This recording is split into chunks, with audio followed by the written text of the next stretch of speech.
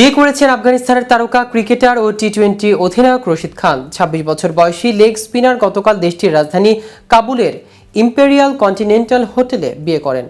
তবে তিনি একা নন, একসঙ্গে বিয়ে করেছেন তার আরও ৩ ভাই। কিন্তু রশিদের বাকি ৩ ভাই কারা এবং কেমন আয়োজন করা হলো এই আফগান তারকার বিয়েতে, এই নিয়ে বিস্তারিত থাকছে আজকের প্রতিবেদনের বাকি অংশে। এটিভি ক্রিকেট চ্যানেল থেকে আপনাদের সাথে আছি আমি মাহমুদুর রহমান সিয়াম।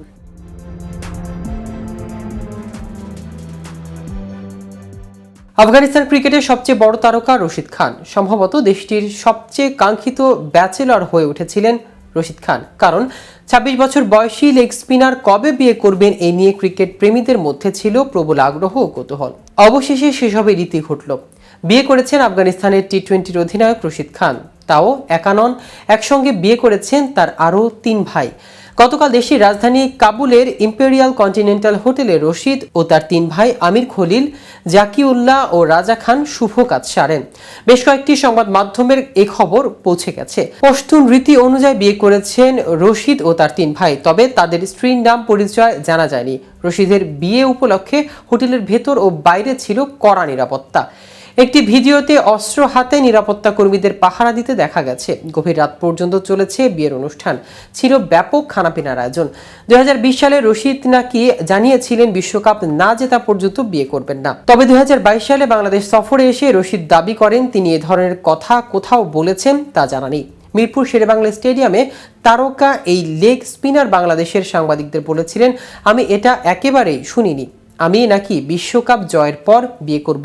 জানি না কোথায় এটা বলেছিলাম, আমার কাছে এমন কোনো ভয়েস ক্লিপ নেই। তবে এটা সত্য যে এ নিয়ে সমর্থকদের অনেক বার্তা পাই।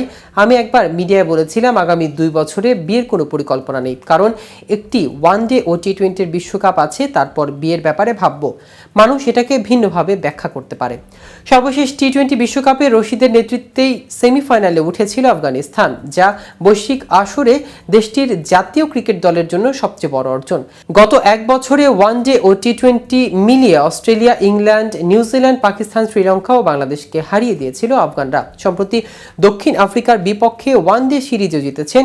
প্রোটিয়াদের বিপক্ষে সিরিজে জয়ের দিনটা ছিল রশিদের ২৬তম জন্মদিন। ৫ উইকেট নিয়ে বিশেষ দিনটি রঙিন রাখে রশিদ। এদিকে হঠাৎ করে আন্তর্জাতিক ক্রিকেটকে বিদায় জানিয়েছেন কিংবদন্তি আব্দুল কাদিরের পুত্র উসমান কাদির। মাত্র ৩১ বছর বয়সে পাকিস্তানের জার্সি তুলে রাখার সিদ্ধান্ত নিয়েছেন তিনি। আজ নিজের সামাজিক যোগাযোগ মাধ্যম এক্সে অবসরের ঘোষণা দেন উসমান। অবসর নিয়ে উসমান লিখেছেন, পাকিস্তান ক্রিকেট থেকে আজ অবসরের ঘোষণা দিচ্ছি। অবিশ্বাস্য যাত্রাপথের জন্য অন্তরের অন্তঃস্থল থেকে কৃতজ্ঞতা প্রকাশ করছি।